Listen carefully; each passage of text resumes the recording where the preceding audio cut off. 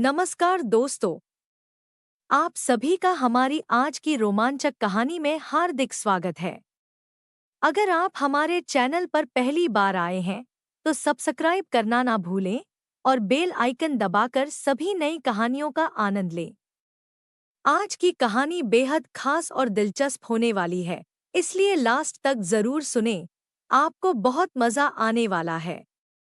तो बिना किसी देरी के चलिए कहानी शुरू करते हैं। एक नगर में एक राजा और रानी रहते थे। रानी बहुत सुंदर थी। राजा और रानी के बीच बहुत गहरा प्रेम था। एक दिन की बात है कि राजा और रानी अपने बगीचे में बैठे हुए आपस में हंसी मजाक की बातें कर रहे थे कि तभी आम के पेड़ पर एक कबूतर का जोड़ा आकर बैठ जाता है। अचानक उन पक्षियों पर राजा और रानी की नजर पड़ जाती है।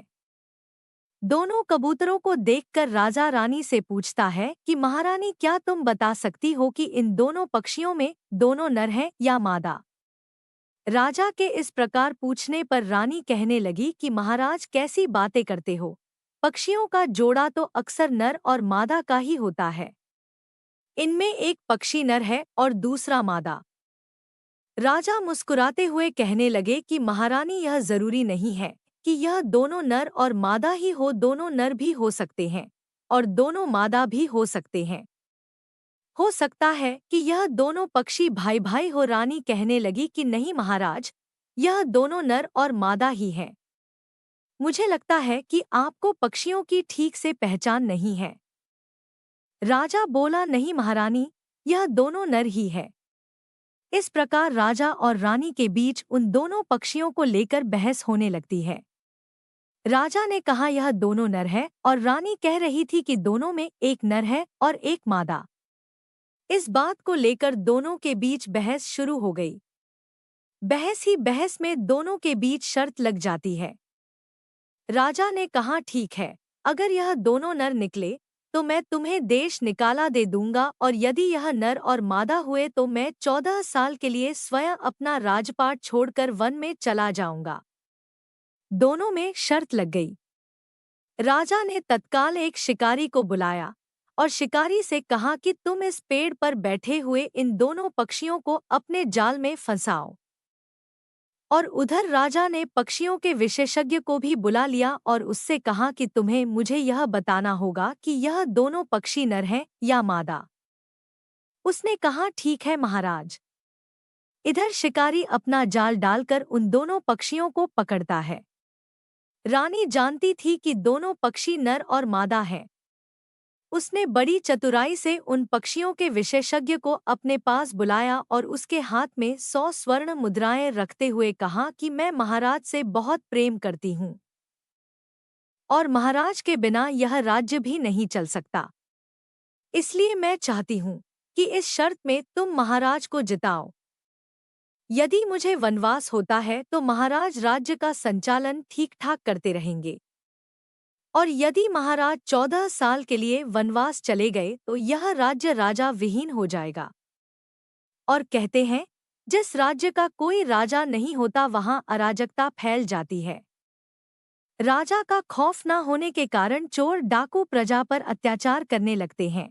इसलिए तुम्हें झूठ बोलकर महाराज को ही जिताना है। पक्षियों के विशेषज्ञ ने कहा कि ठीक है महारानी जी, हम ऐसा ही करेंगे। वह शिकारी उन दोनों पक्षियों को पकड़ कर लाता है और राजा और रानी के सामने छोड़ देता है। तब राजा ने उन पक्षियों के विशेषज्ञ से पूछा कि बताओ, इन दोनों में क्या फर्क है? यह दोनों नर हैं या मादा, या फिर दोनों नर हैं? विशेषज्ञ ने जब दोनों पक्षियों को देखा तो दोनों पक्षियों में एक नर था और एक मादा थी। पक्षियों का विशेषज्ञ तो पहले ही रानी से 100 स्वर्ण मुद्राएं ले चुका था। रानी के कहने के अनुसार अब उसे झूठ बोलना था। इसलिए वह कहने लगा कि महाराज, यह दोनों पक्षी नर हैं। राजा को क्या पता था कि पक्षियों का विशेषज्ञ राजा से झूठ बोल रहा है। राजा को जब पता चला कि उसकी बात ठीक निकली तो राजा मन ही मन बहुत प्रसन्न हुआ और एकदम से अपनी रानी से कहने लगा कि महारानी, तुम बहुत घमंडी हो। तुमने मेरी बात नहीं मानी, वचन के अनुसार तुम शर्त हार गई हो। अब मैं तुम्हें देश निकाला दे रहा हूँ। रानी ने महाराज के लिए उन पक्षियों के जानकार से झूठ बुलवाकर देश निकाला तो ले लिया, लेकिन वह अंदर ही अंदर बहुत रोने लगी। वह सोचने लगी कि अब मुझे अपने महाराज से अलग होना पड़ेगा। रानी ने राजा से निवेदन किया कि महाराज, आप मुझे देश निकाला मत दीजिए, इस समय मैं ठीक हालत में नहीं हूँ। आप जानते हो कि इस समय मैं गर्भवती हूँ। ऐसी हालत में मैं कहाँ जाऊंगी? लेकिन राजा ने रानी की बात पर ध्यान नहीं दी। राजा कहने लगा कि महारानी, अब तुम्हें शर्त के अनुसार यह महल छोड़कर जाना होगा। राजा ने जल्लादों को बुलाया और उन्हें आदेश दिया कि तुम रानी को ले जाओ और राज्य से बाहर ले जाकर इसे जान से मार देना, क्योंकि हमारी रानी ने दो नियमों का उल्लंघन किया है। पहले तो यह शर्त हार गई और दूसरी इसने राज आज्ञा का उल्लंघन किया है। जल्लाद महारानी को लेकर चल देते हैं और चलते चलते राज्य की सीमा से बाहर निकल जाते हैं और एक घने जंगल में जाकर के महारानी को मारने का विचार बनाते हैं। इधर महारानी मन में विचार करती है कि हे भगवान, अब मेरे प्राण कैसे बचेंगे? मैं किस तरीके से अपनी रक्षा कर पाऊंगी? उन जल्लादों में से एक जल्लाद कहने लगा, है महारानी, राजा के आदेश के अनुसार हमें आपको मारना ही पड़ेगा, हमें क्षमा कर देना। तभी उनमें से दूसरा जल्लाद कहने लगा कि भाई, तू यह क्या बोल रहा है? हमने महारानी का नमक खाया है। इतने दिनों तक महारानी ने हमें पुत्र की तरह रखा है, क्या हम ऐसी महारानी को मार सकते हैं? हमने आज तक न जाने कितने लोगों को मौत के घाट उतारा है, कितने लोगों की मौत का पाप अपने सिर पर लिया है। आज एक पुण्य का कार्य कर देते हैं। तीसरा जल्लाद उसकी हाँ में हाँ मिलाकर कहता है, बात तो तुम्हारी ठीक है, महारानी को मारकर हम बहुत बड़ा पाप करेंगे। क्यों ना हम महारानी को मारने की बजाय इसी वन में जीवित छोड़ देते हैं और किसी तरह से राजा को समझा देंगे कि हमने महारानी को मार दिया है। इस प्रकार जल्लादों ने आपस में सलाह की और महारानी को पूरी बात बताई। जल्लादों ने कहा, राजा ने हमें आपको मारने का आदेश दिया है, लेकिन हम आपको मारेंगे नहीं। आप अपने वस्त्र उतार कर हमें दे दो, हम उन वस्त्रों को किसी जीव के रक्त में भिगोकर राजा को दिखा देंगे। जैसे ही जल्लादों ने महारानी से ये बात कही तो महारानी ने तुरंत एक वृक्ष की आड़ में जाकर अपने वस्त्रों को उतार दिया। महारानी के कपड़े लेकर जल्लाद वहां से चले गए और रास्ते में एक कसाई की दुकान से जानवर का रक्त लेकर उस रक्त में महारानी के कपड़े रंगने के बाद राजा को लाकर दिखा दिए और बता दिया कि महाराज, हमने महारानी को मार दिया है। महारानी की मृत्यु की खबर सुनकर राजा पर कोई फर्क नहीं पड़ता है। राजा तो अपने राज कार्य में व्यस्त हो जाता है। उधर बेचारी महारानी गर्भावस्था में निर्वस्त्र अवस्था में झाड़ियों में छिप छिप कर अपना समय काट रही थी। भूख लगने पर वृक्षों के पत्ते और फल खा लिया करती थी। इसी तरह महारानी के उस सुनसान जंगल में 10 से 15 दिन बीत गए। उस दुखियारी की जंगल में कोई देखभाल करने वाला नहीं था। लेकिन कहते हैं कि जिसका कोई नहीं उसका भगवान होता है। भगवान उसकी मदद करने को किसी ना किसी को भेज ही देते हैं। एक दिन की बात है कि राजा विक्रम शिकार खेलने के लिए उसी वन में आते हैं। शिकार खेलते खेलते राजा विक्रम उसी ओर चले जाते हैं जिस ओर रानी रहती थी। बेचारी रानी वृक्ष के नीचे बैठी हुई थी। तभी अचानक से उसने घोड़े के चलने की आवाज सुनी तो वह तुरंत घनी झाड़ियों के बीच जाकर छिप गई। उधर राजा विक्रम को उन झाड़ियों के बीच से कुछ आहट सुनाई दी तो राजा विक्रम ने सोचा कि जरूर इन घनी झाड़ियों में कोई शिकार छिपा होगा। राजा विक्रम ने अपने सैनिकों से कहा कि इस झाड़ी को चारों ओर से घेर लो, इसके अंदर कोई शिकार मालूम पड़ता है। राजा के सैनिकों ने फौरन उन घनी झाड़ियों को घेर लिया। अपने चारों तरफ तीर तलवार लेकर खड़े सैनिकों को देखकर रानी घबरा जाती है। रानी सोचती है कि आज तो यह लोग मुझे शिकार समझकर मार ही डालेंगे। यही सोचकर रानी ने आवाज लगाई कि भाइयों, मैं आपका शिकार नहीं हूँ, मैं एक दुखियारी लाचार महिला हूँ। मुझ दुखियारी महिला को मारकर आपको क्या मिलेगा? जब राजा विक्रम ने एक स्त्री की आवाज सुनी तो वे अपने सैनिकों से पीछे हटने की कहकर उस स्त्री से पूछने लगे कि तुम कौन हो और यहाँ कैसे आई। तब रानी कहती है कि मेरा इस दुनिया में कोई नहीं है, ना मेरा कोई रिश्तेदार है, ना कोई सगा संबंधी। मैं तो इस वन में रहकर अपना समय काट रही हूँ। राजा विक्रम बड़े दयालु और बहुत अनुभवी राजा थे। वे कहने लगे कि कोई बात नहीं है, तुमने मुझे भाई कहा है इसलिए तुम हमारी बहन हुई। तुम इन झाड़ियों से बाहर निकल आओ, मैं तुम्हें अपने महल में ले चलूंगा। समझो आज से तुम्हारे दुखों का अंत हो गया है। रानी यह बात सुनकर कहने लगी कि हे भाई, ठीक है, तुमने मुझे अपनी बहन बना लिया, लेकिन मैं इन झाड़ियों से बाहर नहीं निकल सकती। राजा विक्रम बोले, क्यों, क्या कारण है? रानी ने जवाब दिया, क्योंकि मेरे पास वस्त्र नहीं है। तब राजा विक्रम ने अपने पास से कुछ वस्त्र उन झाड़ियों में फेंक दिए और कहा कि बहन, इन्हें पहनकर आप बाहर आ जाओ। रानी किसी प्रकार उन वस्त्रों को पहनकर उन झाड़ियों से बाहर आ जाती है। जैसे ही रानी झाड़ियों से बाहर आती है तो राजा विक्रम उसकी सुंदरता देखकर अचंभित रह जाते हैं। वह स्त्री एकदम अद्वितीय सुंदरी थी। उसका चेहरा चंद्रमा के समान चमक रहा था। देखने से मालूम पड़ रहा था कि वह किसी राज्य की राजकुमारी या कोई अप्सरा है। राजा विक्रम कहने लगे कि बहन, तुम चिंता मत करो, अब मैं तुम्हें अपने महल लेकर चलूंगा। मैंने तुम्हें अपनी बहन माना है, इसलिए तुम्हें घबराने की कोई आवश्यकता नहीं है। राजा विक्रम उस रानी को अपने रथ में बैठाकर अपने राजमहल ले आते हैं। इस प्रकार रानी महाराज विक्रम की बहन बनकर उनके राजमहल में रहने लगती है। धीरे धीरे समय गुजरने पर उस रानी ने एक सुंदर से पुत्र को जन्म दिया। बालक के जन्म होने पर राजा विक्रम बहुत प्रसन्न होते हैं और कहने लगे, आज मेरे भांजे का जन्म हुआ है। इस खुशी में राजा विक्रम ने पूरे नगर को दावत दी। राजा विक्रम ने उस बालक का नाम इंद्रजीत रखा। इंद्रजीत एक राजा का पुत्र था और बहुत बड़े प्रतापी राजा के यहाँ रहकर बड़ा हो रहा था, इसलिए उसमें राजकुमारों के सभी गुण मौजूद थे।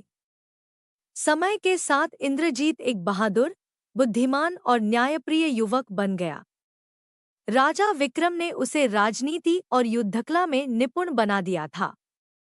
इंद्रजीत अक्सर अपनी माँ से अपने पिता के बारे में पूछता रहता था, लेकिन उसकी माँ हर बार कोई ना कोई बहाना बनाकर टाल देती थी। एक दिन इंद्रजीत ने जोर देकर कहा, माँ, मैं जानता हूँ कि आपके साथ अवश्य ही कुछ अन्याय हुआ है, मुझे सच जानने का अधिकार है। उसकी जिद के आगे महारानी ने उसे पूरी कहानी कह सुनाई। जब इंद्रजीत को सारी सच्चाई मालूम हुई तो इंद्रजीत का खून खौल उठा, लेकिन उसने धैर्य से काम लेने का निश्चय किया। इंद्रजीत ने तय किया कि वह अपने पिता के अत्याचार का बदला अवश्य लेगा। एक दिन इंद्रजीत ने बाजार से 2 कबूतर खरीदे और उन्हें पिंजरे में रखकर अपने पिता के दरबार में पहुंच गया। वहां जाकर बोला कि महाराज, मैं राजा विक्रम का भांजा हूँ। ये कबूतर शांति का प्रतीक है, लेकिन मेरे मामा राजा विक्रम ने कहा है कि अगर आप ये बता देंगे कि ये दोनों कबूतर नर हैं या मादा तो वे आपसे दोस्ती कर लेंगे। अगर आपने गलत जवाब दिया तो आपका राज्य उनका हो जाएगा और आपको मृत्यु दंड दे दिया जाएगा। इसलिए सोच समझकर उत्तर देना। राजा विक्रम का नाम सुनकर महाराज डर से कांप गए, क्योंकि राजा विक्रम बहुत प्रतापी राजा थे और उनसे उलझने की कोई हिम्मत नहीं कर पाता था। राजा ने कह दिया कि बेटे, ये दोनों कबूतर नर हैं, इनमें कोई मादा नहीं है। इस पर इंद्रजीत ने कहा कि महाराज, किसी पक्षी विशेषज्ञ को बुलाइए जो आपके उत्तर की पुष्टि कर सके। तत्काल ही पक्षी विशेषज्ञ को बुलाया गया। ये वही पक्षी विशेषज्ञ था जिसने महारानी के कहने पर झूठ बोलकर यह कहा था कि दोनों कबूतर नर हैं। जब वह पक्षी विशेषज्ञ कबूतर की जांच पड़ताल करने आया तो इंद्रजीत ने तलवार उसकी गर्दन पर रखकर कहा कि यदि तुमने गलत उत्तर दिया तो तुम्हारा सिर धड़ से अलग कर दिया जाएगा। पक्षी विशेषज्ञ ने कबूतरों की जांच पड़ताल करके बताया कि महाराज, इन दोनों कबूतरों में एक कबूतर नर है और दूसरा मादा। पक्षी विशेषज्ञ का जवाब सुनकर महाराज थरथर कांपने लगे और इंद्रजीत से माफी मांगने लगे।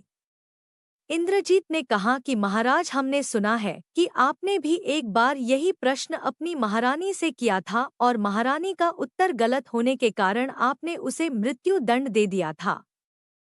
आपने यह जानने की भी कोशिश नहीं की कि यह पक्षी विशेषज्ञ सही बोल रहा है या झूठ। आपने इस पक्षी विशेषज्ञ के कहने पर अपने अहंकार के कारण अपनी गर्भवती महारानी को मौत के घाट उतरवा दिया। आपको अपनी पत्नी व होने वाले बच्चे पर जरा भी दया नहीं आई। आज यह पक्षी विशेषज्ञ उस दिन की सच्चाई आपको बताएगा। इंद्रजीत ने जैसे ही पक्षी विशेषज्ञ की तरफ देखा, पक्षी विशेषज्ञ महाराज के पैरों में गिरकर क्षमा मांगने लगा और बोला, उस दिन महारानी ने मुझसे कहा था कि मैं महाराज से बहुत प्रेम करती हूँ। अगर महाराज शर्त हार गए तो वे 14 सालों के लिए वन में चले जाएंगे और महाराज के बिना इस राज्य का संचालन नहीं हो सकेगा। उनके बिना राज्य में अराजकता फैल सकती है, इसलिए तुम्हें महाराज को जिताना होगा। महारानी के कहने पर ही मैंने बिना कुछ सोचे समझे आपसे झूठ बोल दिया था। उस दिन भी दोनों कबूतरों में से एक नर था और एक मादा। पक्षी विशेषज्ञ की बात सुनकर महाराज को बहुत ही पश्चाताप होता है और वे इंद्रजीत से कहते हैं कि हे बालक, मैंने वास्तव में बहुत बड़ा अपराध किया है, लेकिन अब मैं महारानी को वापस तो ला नहीं सकता, इसलिए मुझे माफ कर दो। इंद्रजीत ने कहा कि महाराज, माफ करने का अधिकार सिर्फ महाराज विक्रम के पास है, इसलिए आपको महाराज विक्रम से ही माफी मांगनी होगी। वह राजा महाराज विक्रम से माफी मांगने को तैयार हो जाता है और इंद्रजीत के साथ महाराज विक्रम के दरबार में पहुंचकर महाराज विक्रम के पैरों में गिरकर कहता है कि महाराज, मुझे माफ कर दो। तब महाराज विक्रम कहते हैं कि तुमने बहुत बड़ा अपराध किया है, इसकी सजा तुमको अवश्य मिलेगी, लेकिन सजा मैं नहीं दूंगा, बल्कि मेरी मुंहबोली बहन तुम्हें तुम्हारे अपराध का दंड देगी। महाराज विक्रम तुरंत इंद्रजीत की माता को बुलाते हैं। जैसे ही महारानी दरबार में आती है तो राजा उसे देखकर पहचान जाता है और महारानी को जीवित देखकर अचंभित रह जाता है और महारानी से कहता है कि महारानी, मैं तुम्हारे त्याग को समझ नहीं सका। जो कष्ट मुझे भोगने चाहिए थे वो आपने भोगे। मैंने अपने अहंकार में आकर आपके साथ बहुत अन्याय किया है, मुझे माफ कर दो। तब महारानी कहती है कि महाराज, मैंने आपके लिए अपना सब कुछ त्याग दिया था।